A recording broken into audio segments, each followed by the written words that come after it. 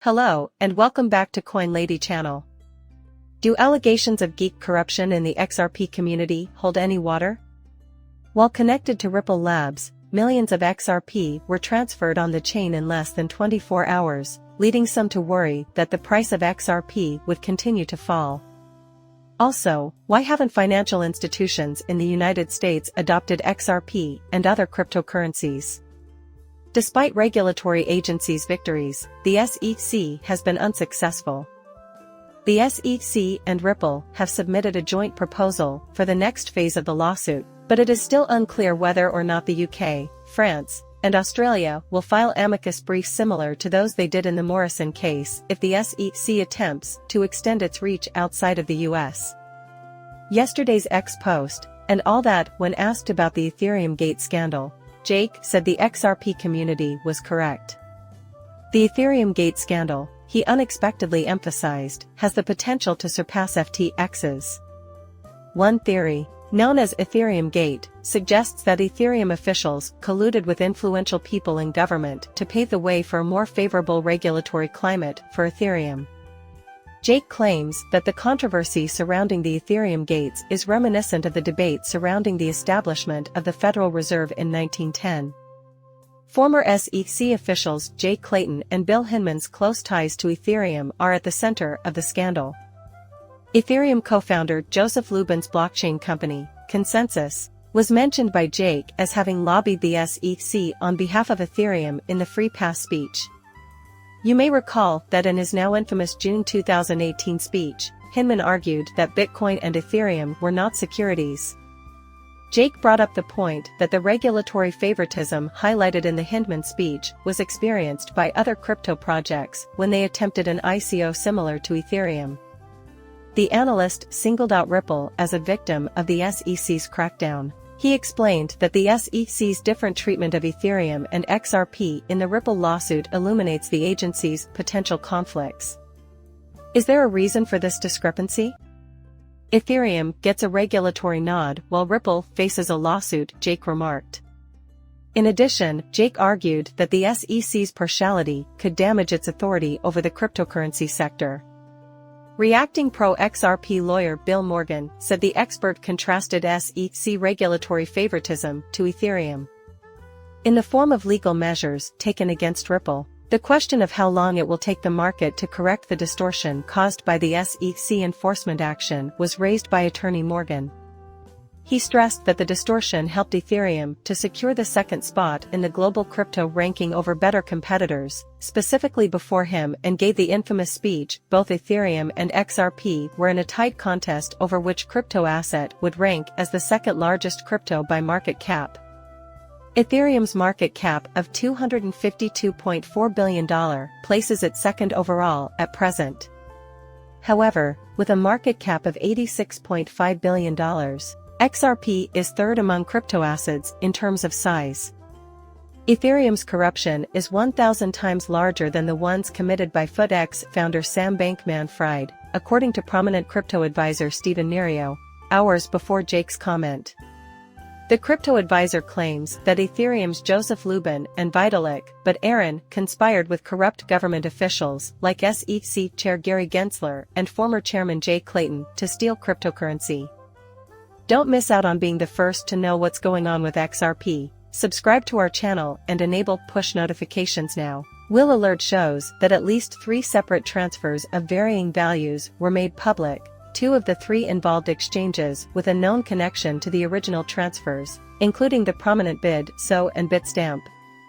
In the biggest transaction ever for Whale Alert, 100 million XRP, at a value of $66,074,000, or 66 cents per coin, were transferred. Although substantial, this transaction generated little buzz because the company simply redirected the funds to another wallet it controls on the XRP ledger. The second XRP transaction uncovered by Whale Alert involved 23,400,000 XRP, with a total value of $15,152,357, or 64 cents per asset. Now we find out if the money was sent to Bitstamp from a wallet associated with the Ripple network or if it was sent to WRZN. Like most blockchain transactions, the motivation behind this one is obscure. However, current speculation points to a possible liquidation. The transfer of an additional 24,700,000 XRP from the same Ripple address slightly increased concerns about a market decline. There is consistent activity across all of the addresses used in these trades, indicating that the money being transferred is being used for a specific purpose. The owner has not stolen the majority of the funds because the Bitstamp recipient's balance is 62.06 million XRP while the receiving Ripple address has 112.5 million XRP in reserves. Since the midsole recipient has also made several smaller inbound and outbound XRP transfers in addition to the 24,700,000 XRP lump sum, it appears to be the most active of the three. The XRP price dropped significantly overnight, a pattern that can be traced back to large-scale will transfers. As of this writing, the price of XRP has dropped to 64 cents, a decrease of 6.68%. Overnight, the coin's market worth has dropped from $70 billion to $34 billion as a result of the recent downturn. Despite this pessimistic forecast, XRP's trading volume has increased by 64.4%.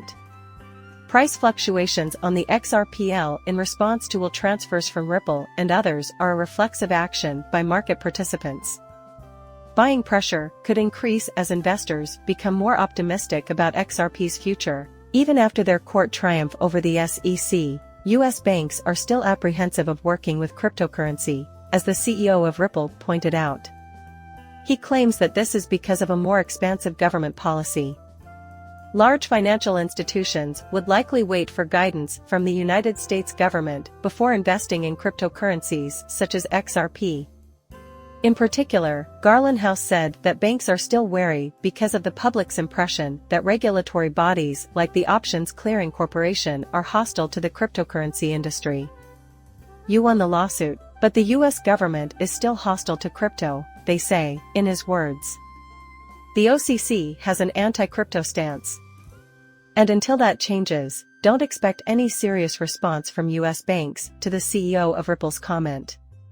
Yes, and Dizzer Capital's Maverick founder said that crypto adoption might not happen while the Trump administration is in power. Maverick speculated that the United States could need a new administration in the White House before XRP and other cryptocurrencies could gain widespread acceptance. You may recall that the U.S. federal court ruled XRP is not a security back in July of this year.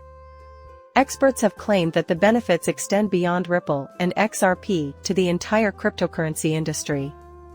While the United States continues to view cryptocurrencies with skepticism, the CEO of Ripple noted that other countries have gained market share by enacting clear policies and attracting crypto-related investments. He voiced concern that the United States is giving up its opportunity to be a leader in the cryptocurrency market due to the lack of a supportive regulatory framework. It's not too late for the United States to be a world power, as Garland House put it. However, I believe that as time passes, these areas will become increasingly attractive to entrepreneurs. Still, Ripple's CEO is certain that the United States will create a workable regulatory framework for cryptocurrencies within the next decade. Meanwhile, he restated his company's commitment to expanding internationally. In particular, he questioned the wisdom of expanding in the United States in the face of a challenging business climate. Why would I want to recruit more and more people in the United States when the US is making it unfavorable for me to operate here? The question of the day is whether the United Kingdom, France, and Australia will file amicus briefs similar to the one they did in the Morrison case if the SEC attempts to expand its reach outside the United States.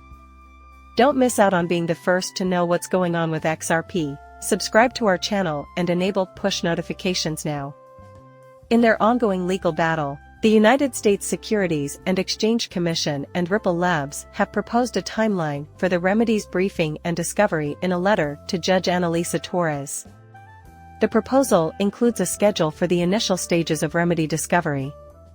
According to a letter published by renowned attorney James Cage Filling, the parties have agreed to include in their discovery any and all information relevant to the investigation of whether or not Ripple violated securities laws.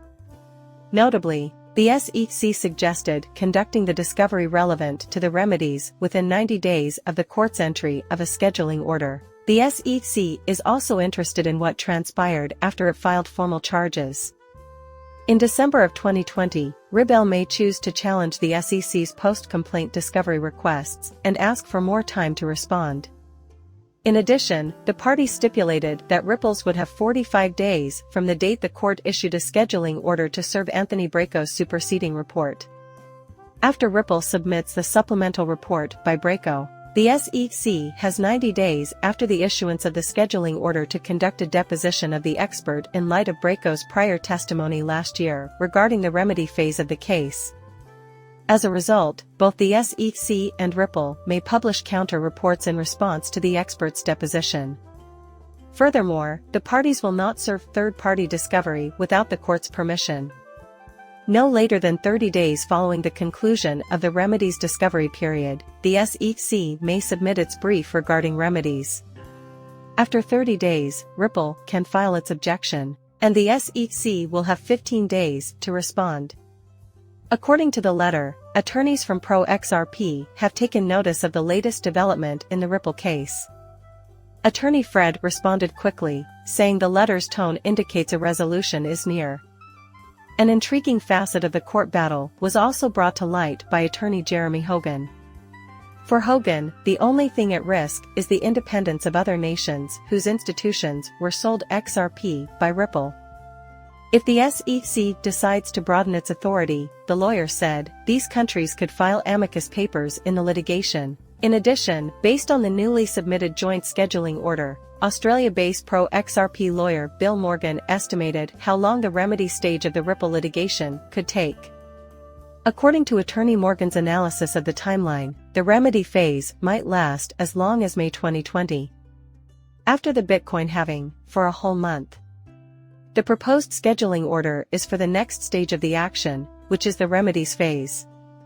Ripple is being investigated for possible violations of securities law in connection with the $770 million in XRP it sold to institutions in the past. Top legal experts, such as attorney John Deaton, believe that the blockchain company will try to exempt its legitimate business expenses and institutional-related XRP sales that occurred outside of the United States, while the SEC seeks the entire $770 million as penalties.